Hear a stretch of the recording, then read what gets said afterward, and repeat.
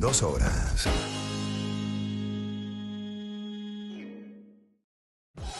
Conexión Éxitos con Jairam Navas. Conectando lo vintage con lo viral en 2 horas.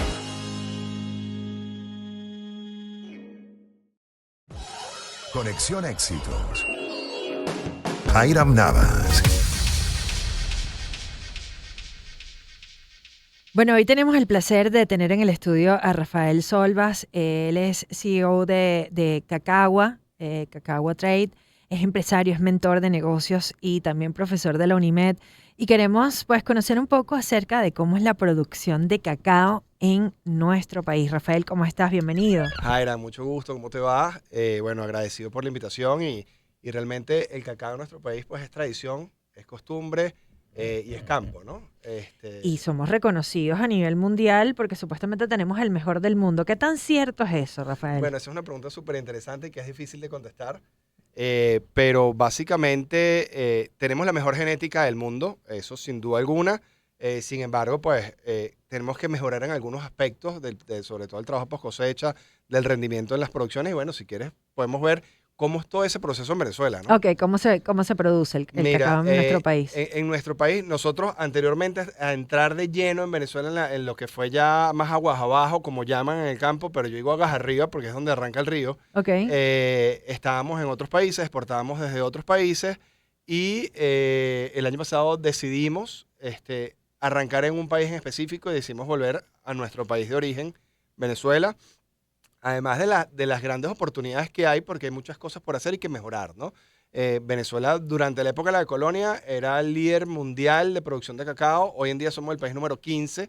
Entonces, evidentemente, ha habido un crecimiento enorme en países de África. Ecuador, un país que estaba muy detrás de nosotros muchos años atrás, es el tercer o cuarto productor del mundo. Colombia, con grandes producciones, República Dominicana, Perú. Y sobre todo han mejorado en lo que se llama el proceso post cosecha. Es decir, el cacao como tal, desde el momento del vivero, cuando comienzan a crear las maticas para luego sembrarlas. Una vez que las siembras, tienes que tener una distancia entre una y otra. Todo un proceso muy bien articulado para que realmente tenga un rendimiento real y suficientemente atractivo a nivel de producción. Tarda unos 3 años en tener la primera mazorquita. ¿Okay? Una vez que tienes la mazorca, se hace la recolección. Es muy manual la recolección, van con machetes en el campo, pican la mazorca y les traen lo que llaman la baba, ¿ok? La baba es una especie de, si lo vemos, una fruta más tradicional que comemos, es la guanábana o el mamón, que son así como babosos. Okay. Y esas pepitas, esa baba, las llevan luego al proceso de secado, ¿ok? Perdón, de fermentación. Se hace la fermentación dependiendo de lo que la calidad del cacao que se esté buscando.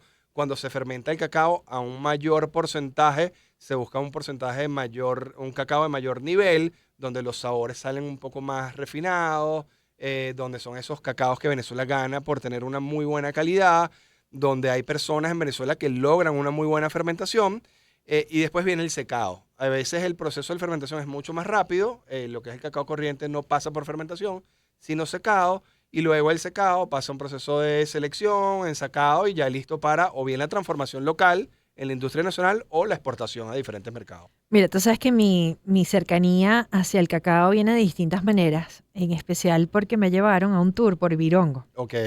Donde me explicaban que, bueno, no sé si has tenido la posibilidad de ir a Virongo, pero cuando... Virongo no lo conozco, lamentablemente. ¿No? Bueno, cuando te llevan por este campo que pareciera de matas de cambur. Sí, tienes plátanos porque hacen la sombra para el cacao. Exactamente, Correcto. eso era una de las cosas que me explicaban. Sí. Lo que tú pisabas abajo Sí. era justamente... Las hojitas de cacao o las conchas de cacao cortadas. Y no te imaginas de repente la sensación también cuando me dieron a probar esta fruta que describes, que Ajá. parece un mamón, Es como pero un que mamón. sabe a guanábana. Es una mezcla entre dulce y ácido súper interesante. Pero te da la sensación de como si te estuvieras comiendo... Lo que no se te vaya a ocurrir nunca es morderla, ¿ok? Ok.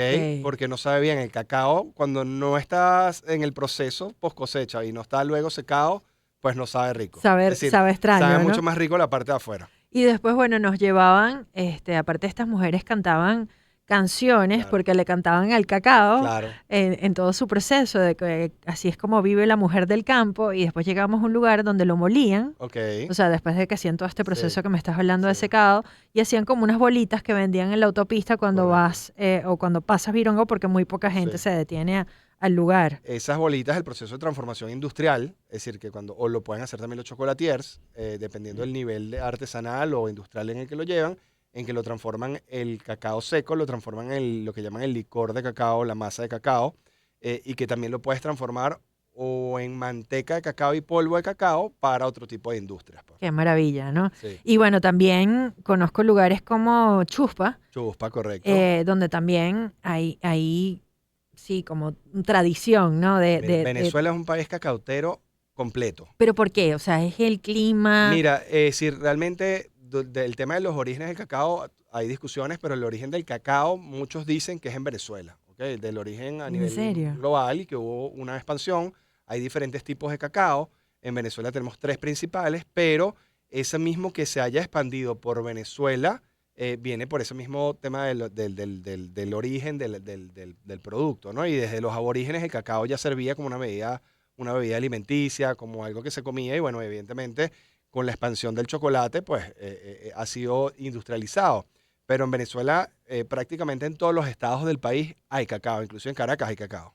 Qué maravilla. Y me encanta esto, Rafael, que me comentas de río arriba, río abajo, porque Sí, según entiendo, esto viene de acuerdo a donde colocas el cacao. Si lo sí, colocas al principio digamos que del río, ¿será? sí. O al final. Y el sabor cambia por esto. Bueno, el tema de que estén cerca de los ríos siempre en las plantaciones es bueno porque tienes el agua, ¿no? Dependiendo del agua y los minerales que traiga, es positivo o no tan positivo para el cacao. Pero cuando se llama aguas arriba o aguas abajo, en la industria, en el tema de la agricultura, es del origen del río. Entonces, cuando tú vas hacia arriba, es que tú vas al origen.